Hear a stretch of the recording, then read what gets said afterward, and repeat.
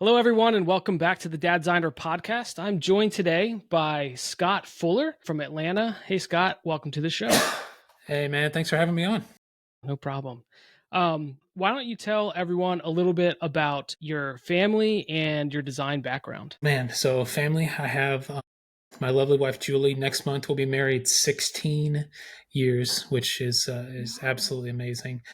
We have a 13-year-old son, Sean, and a 9-month, soon to be 10-month-old little daughter, Mia.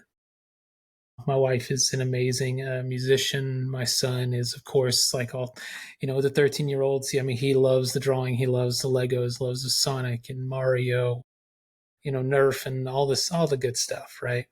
Uh, Mia is trying to stand up, but she is just babbling on, eating really good, doing really good, doing a little bit of teething right now. So if I yawn once or twice during this, then y'all know what's going on.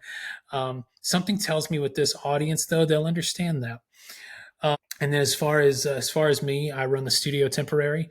Next year will be 10 years full time that I've been doing it. I've been designing professionally, I guess, for just shy of 17 years. I focus on brand identity design, illustration, type design, iconography, which we'll talk about here in a minute, packaging, etc., and a few other things here and there that I'm still kind of discovering myself. I teach at Miami Ad School here in Atlanta, formerly Portfolio Center. I run workshops, icon design, logo design. I do some of them virtual, some of them all over the U.S. I speak at conferences, agencies, associations, etc., which I'm looking to get back into in a big way already in 2025. So I'm really excited to announce some of that. But yeah, Very that's a cool. little bit about me. Yeah. And we got connected through a former guest, Jason Frostholm. Yeah, Jason, man, Jason and I go way back. So I've known him 10 years. We met in 2014, and great folks. We actually have a common thread there too. My son is on the autism spectrum, and Okay. as are his twins. So we've talked about that a lot. We've had meetings and stuff like that. Great family. Just always enjoy anytime we can see them.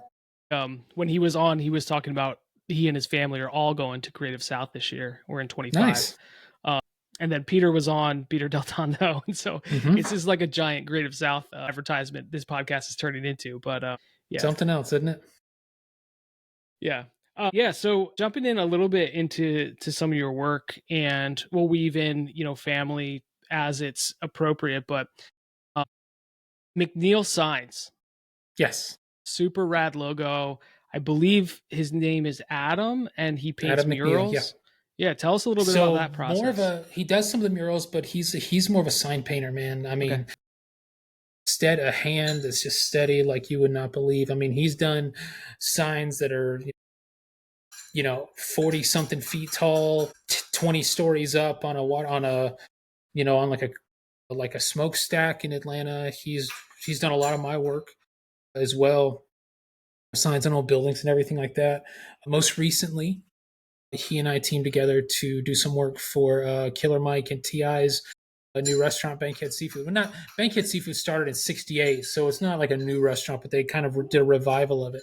And Adam did all the sign painting for it. I did all the design work, and just absolutely fantastic. But I've known him for my gosh, 8 years. 8 years. He and I have been working together, hanging out, etc. I had a chance to make him a logo. I remember we were sitting at a Silver Skillet in Atlanta. It was like early in the morning, and I'm like, I have this idea, and I did two really horrible sketches in my book, and those ended up being the ones. It's one of my favorite logos that I've ever done. I think it speaks to how I work and the final product that I'm constantly striving for. Hmm. But it's become one of my most well known and well loved designs that I've ever done in my life. The fact that he painted it on his truck, it's on his toolboxes, it's on all of his stuff, it's all over his studio. He always wears the same shirt all the time with that on the back. And it's becoming something really amazing for him Yeah. as well, which I'm more excited about. Yeah. Sometimes letter logos, especially when they're like woven into something pictorial, they just Mhm. don't land. But it's this one just feels like so unforced. It's just like, yeah, this makes a ton of sense. That's what I love about the type of work that I'm constantly trying to put out. Something that is unique, something that's memorable, but something that has some real, almost sentimental value to not just the work, right? But the client or collaborator themselves. Hmm.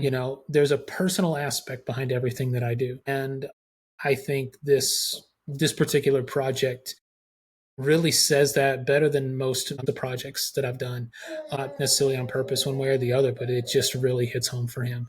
Because if that thing was any wider, or if it wasn't wide enough, it would look like somebody who just paints houses, or some type of a construction, this or that, or a commercial painter, right? But if you do it in just the right way, then it comes across as exactly what it is, the sign painter. Hmm. And there's a fine line between that, and I love that. But I love mixing type in with my marks and everything like that. I feel like that's something that's kind of a hallmark of some of the work that I do. I love the negative space. I love building things out of things that already exist, Hmm. taking what's already there, taking what's known, and making something amazing out of it, making something iconic out of it. And I think this project really nails that, drives that point home. Yeah. Yeah, and you mentioned Bankhead Seafood. I'm not sure. I know Yeah. I found out that Killer Mike is a huge part of Atlanta culture Yes. through a docu series on YouTube that Huckberry puts out called Dirt. Have you ever watched this? Yes. Yes. Yes. And Killer Mike was like a big part of the Atlanta series that they did. But yeah, talk Oh to us my about the gosh. Bankhead, the seafood logo. To tell you that story, there's another story that goes in front of that. So Okay, I got a chance to work with the Atlanta Hawks. This was back in 2000, end of 2018. I got a chance to design their esports basketball team, the whole thing, branding, the courts, the uniforms, everything. It was amazing. nice. I made some amazing friends. You have Melissa Proctor, the CMO over there. You have Shirley Zhang, who's now VP of design over there. Great team, great people there, great vibe around the entire company. Miss Selena, the lady at the front desk, man, loved her to death. Right, always my favorite person to see when I got there. Through that, hey, I get to go. I'm going to Hawks games and doing stuff like that. Well, later that year, Killer Mike has a place called the Swag Shop, the barber shop that he owns here in Atlanta, and I've been getting my beard trimmed there for years. And one of my buddies was one of Killer Mike's photographers for a long time, my buddy Steve West, and he was like, "Oh man, you should meet Mike, and Mike would dig your stuff, whatever." I was like, "Sure, let's go for it." So my son and I went to a basketball game. This was November of 2018, and they had just opened the swag shop in State Farm Arena at our NBA arena, and he was standing out front. He just happened to be there. So, man, that's great. So I go up, I meet him, we take the picture, we chit chat for a minute, and then Melissa Proctor, the CMO of the Hawks, she walks out and we hug and say hey and exchange pleasantries. And then she turns to Mike and she says, "This is the kid that I was telling you about." And he turns around and his eyes got big. It's like, "That was you?" "Yeah, man." I don't even know what they're talking about. I'm assuming it was the Hawks, so I'm just gonna go with it. And he goes, "Man, we're gonna do some stuff together. We're gonna chop it up. I love your stuff." And da da da. Hands me his cell number, hands me his manager's, like all that information, like right then. We had our first meeting a couple months later, and it was great. It was just an hour and a half sitting down over food, which is just how I like to do it. Anywhere I go and have a client meeting or whatnot, I always love to do it over food. That's big time my preference. We did some stuff for the swag shop. We did some video stuff, and then he called me towards the end of 2019 and said, "Hey, you ever heard of Bankhead Seafood?" I said, "No." So Bankhead Seafood was 50 years old at the time. It had just actually been shut down the year before. Miss Harden ran it by herself for 50 years in Wow. Atlanta. Like, it had been in rap songs. It had been in, like, it is legendary in Atlanta. The food, unbelievable, absolutely amazing. And I mean, she's in her 80s now, late 80s. I can tell you, having met her, she could have kept going probably well into a century. Wow. She still looks just as strong as she did, all those years ago. But he and Ti got together, bought the building, and then he and Mike teamed up and bought the company. And they asked me to rebrand it. I had a Nice. week, a little over a week to do Wow. the entire brand, the food truck, everything. Now, what's crazy is they actually launched the food truck in February of 2020, right before COVID hit. And then going through, the idea was to open the restaurant in the fall of 2020. Obviously, didn't happen. They just had their grand opening last night. To Wow. give you an idea of how long after COVID and how long, and all just the craziness that you have to go to get anything approved in the city and whatnot. What I love about the brands, there is only one graphic icon in that entire brand. Only one. The rest is built on two typefaces. Hmm. And I'll give them love right here. Beale Street and Beverly Drive left from the amazing sisters at Hoodspa, Amy and Jen Hood, who are just unbelievable people, unbelievable illustrators, fantastic type designers, and good friends of the studio temporary. So it's crazy how all that turned out. But so much of my career has been that way. I'll meet somebody, or I'll say hi to somebody, or I'll run into somebody, and then next thing you know, here I am. I tell my students too, just be available, Yeah. ready for, be open to whatever is kind of going on around you. Yeah. Get out there, Yeah. and you never know what's going to happen. Yeah, I was talking to Peter Del Tondo, and a similar thing that he was referencing of just how these people keep coming back. They want to work with him, right?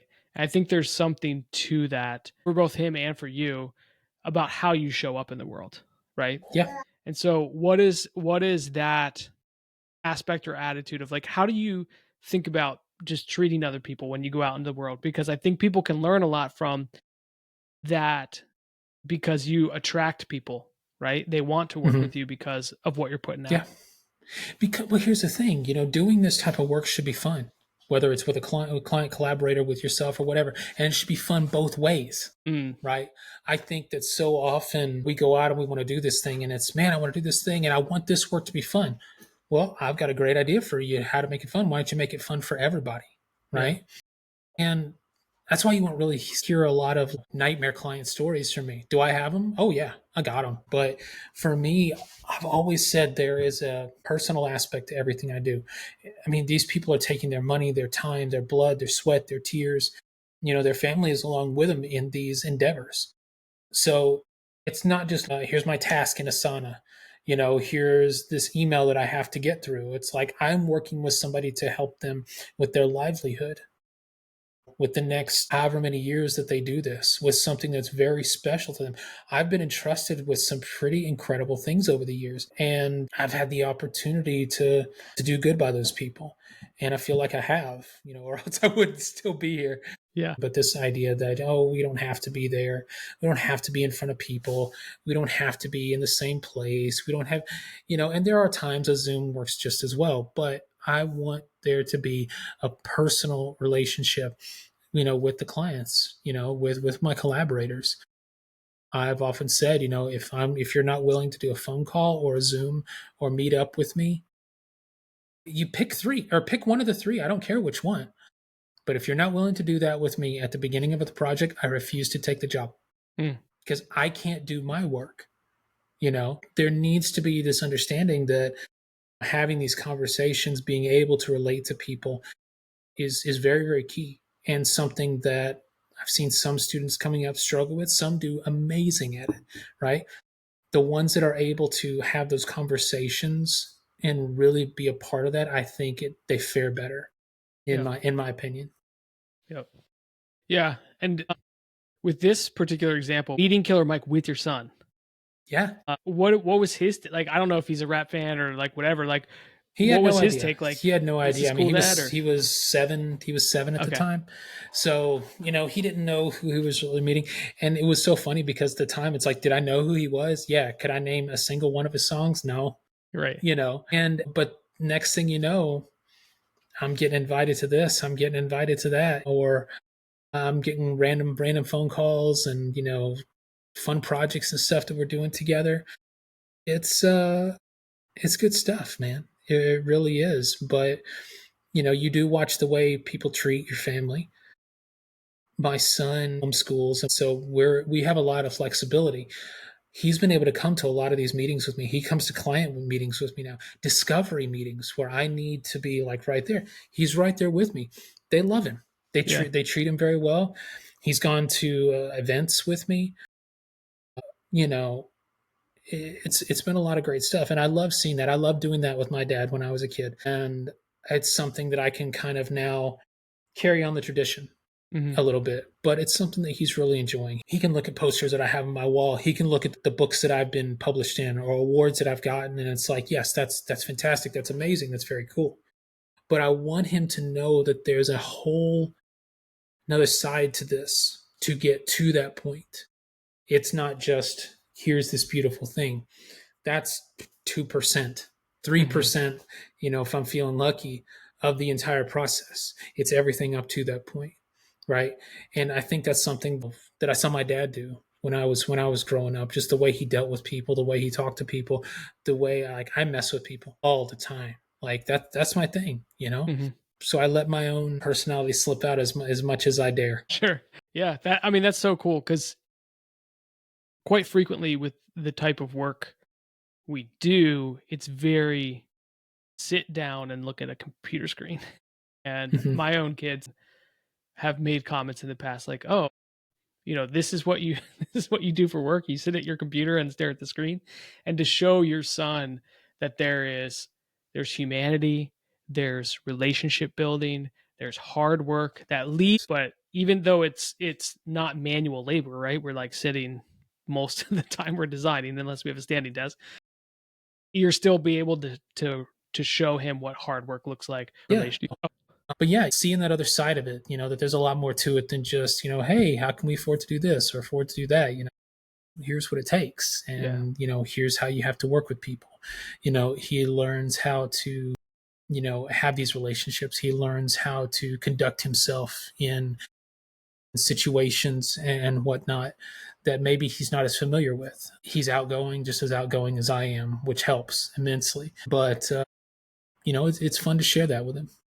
Do you leading into a meeting like that, whether it's a discovery meeting or a client meeting, are you doing any like coaching of him, or you're just kind of like, hey, well, this is what we're going to, this is what we're going to do, and Yeah. he is good at observing and watching, or are you doing some coaching beforehand?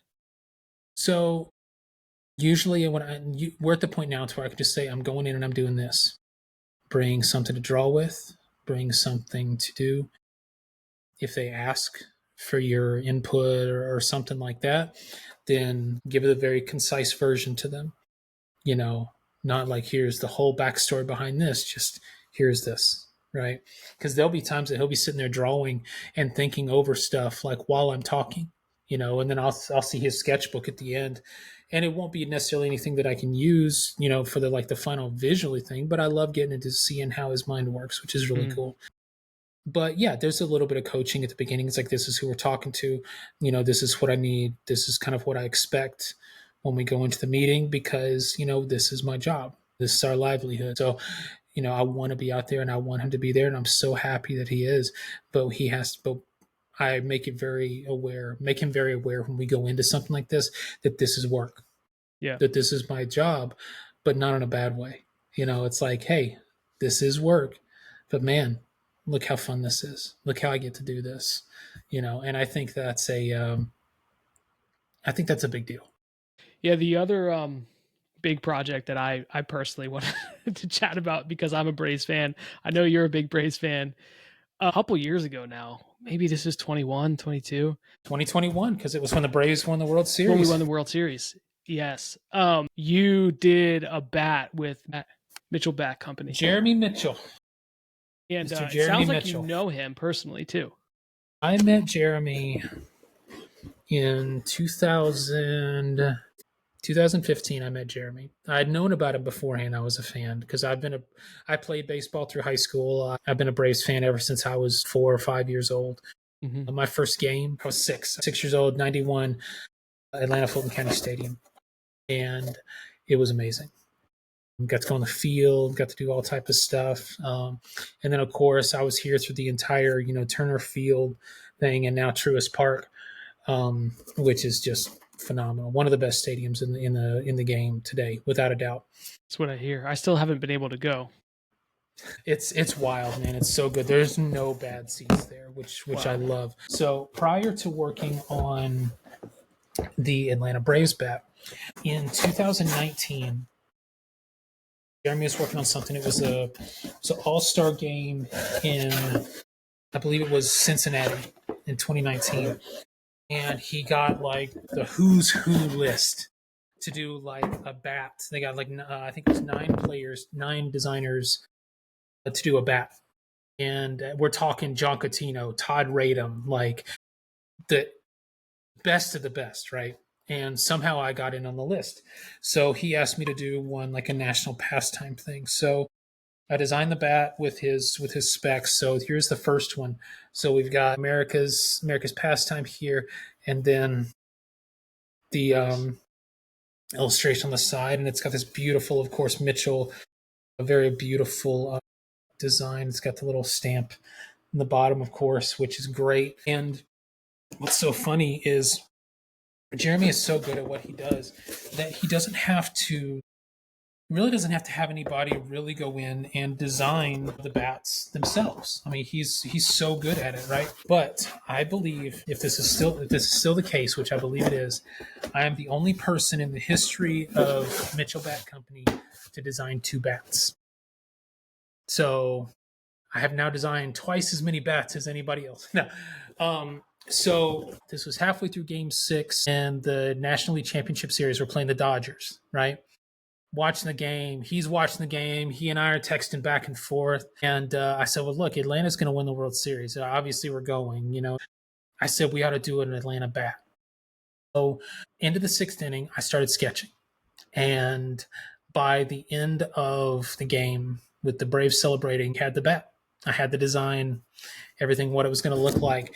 And we did 3 ways of doing it. We did one where it was like the OG, like Hank Aaron type stuff. We had the typical Braves color, and then we did a kind of a studio temporary In version. yellow. But if you look at Acuna, right, he has the yellow and everything Yep. on his and yellow. That particular yellow is also a tertiary color for the Braves in general. If you look at the like the threads and everything on the like the tomahawk, so that of course is the one that I did. And there's the Nice. bet. So They good. sold these. They sold these online, all 3 versions, and it went over just really, really well. This is I did a completely custom type based on a typeface that I've been working on, just a custom bit that I've been working on for a little bit, and I pulled it out of there, stripped it bare, started over again on some of these, and came up with these characters, and they came out absolutely gorgeous. And then the colors, everything beautiful. And then this is my favorite part. If you look on the end, it's got the yellow. It's not just a Nice. typical stamp, it's got the yellow on the end, which I thought Yeah. was great. And what was so funny is he gave this to me right before game 5. So I'm walking around the battery before game 5, saying, we're here to beat the Astros and pound trash cans, and I don't see any trash cans. Like I'm just walking around the park like this, right? Yeah. And it was so cool. And then the Braves win and do everything like that, and it was just the whole series was amazing. So I had an absolute blast with that. But Jeremy, I love Jeremy. I love his work. I love how he goes about it. I love his heart for it. And then just the fact that I get to collaborate with him from time to time it still just blows my mind. But Nice. Yeah, I loved it. I ask every guest these 2 questions at the end of the all right, let's hear podcast, it. which are, what has been your greatest parenting success?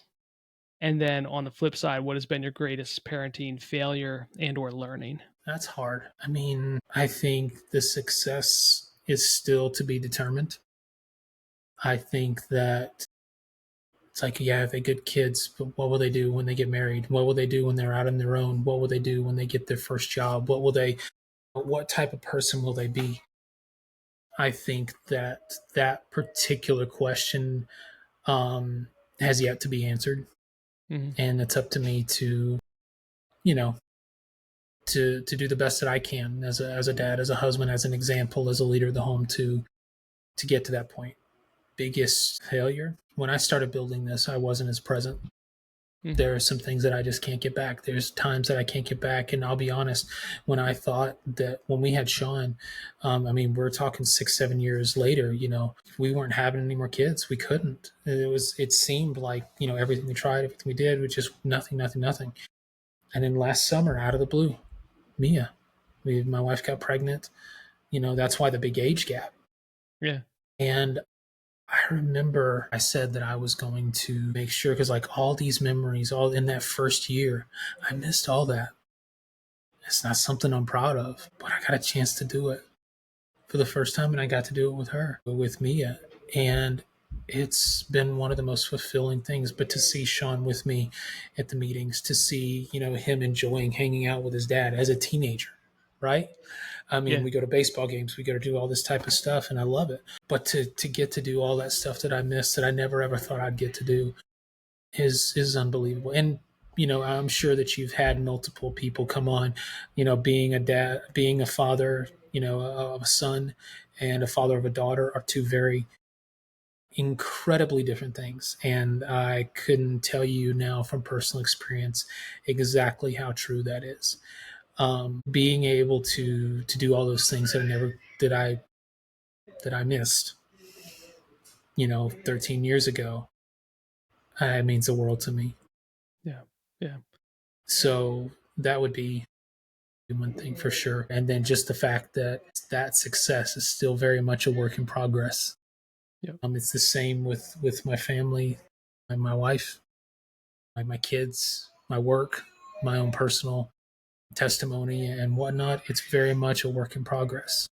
Yep. And I don't ever want to get to the point where I'm like, okay, this was a success, because there's always room for growth in every single aspect of your life, especially mine, and especially if anybody's known me for any length of time. Success and failure, they're just data points on this bigger thing of life where we're continuously growing. There are high points and low points, and if we don't learn from both of them, then it is what it is. So I I love that. constantly get the question, about work life balance, and I'm so tired of that question. So my wife and I actually came up with a really good answer. It's like, my answer was, "What is work life balance?" It's like, "How is your work life balance?" And I said, "It doesn't exist." I said, and it doesn't exist anywhere, Mm. because what works for me won't work for you. What works for you won't work for me. I said, so for me, there's no such thing as work life balance. It's just a balancing act. Mhm. And that was her phrase, which I thought was great. But it's a balancing act. There are days where I'll get a ton of work done. There's days where I get next to nothing done. I got to stay up late at night or do whatever, because the work still has to get done. But I'm making memories and doing all these things, without it coming to a detriment, with my clients, with my work and everything like that. I'm still able to do all these things with my kids that I always wanted to do and wanted the flexibility to do. And I'm getting to do that now, which is amazing. Well, I really appreciate you coming on, sharing about your family, your design. If folks are trying to find you on the internet, where should they go? So a couple places you can go. You can go to thestudiotemporary.com and check out my work there, working on a new site. So some of the work might be a little older. If you want to see my most up-to-date stuff, please go to Instagram at Studio Temporary. Follow me there. My most up-to-date stuff, my fun day-to-day kind of goings on. I have a streetwear brand. Nice. Iconic is what I've called it. We have everything from shirts to camp flags by Oxford Pennant to shirts screen printed by my buddy out in San Leandro, California, to decals to enamel pins. Oh, so much stuff we have going on. I run it in small batches, so we do a little bit at a time. Once those sell out, I may never make them again, and then we'll go from there. We were right in the middle of a move this year, ended up like out of the blue. So I didn't get a chance to put like everything into it that I wanted to this year, but starting in 2025 is going to be a big deal. But you can check that out, buy some for yourself at stayiconicbrand.com. Do that. And then last announcement, which I'm really excited about, as of last week, I am now the newest artist on the roster of Closer and Closer. They will be my new agents and reps going into Nice. 2025. So I'm very excited to announce that officially here. and we'll have much more information coming out over the next couple of weeks. So very excited about that. Other than that, man, I had a great time. I enjoyed the Awesome. conversation, but I appreciate it, man. Michael, thanks Yeah. for having me on. Best of luck in the future, my man. Awesome. Thank you so much, Scott. Thanks for coming on.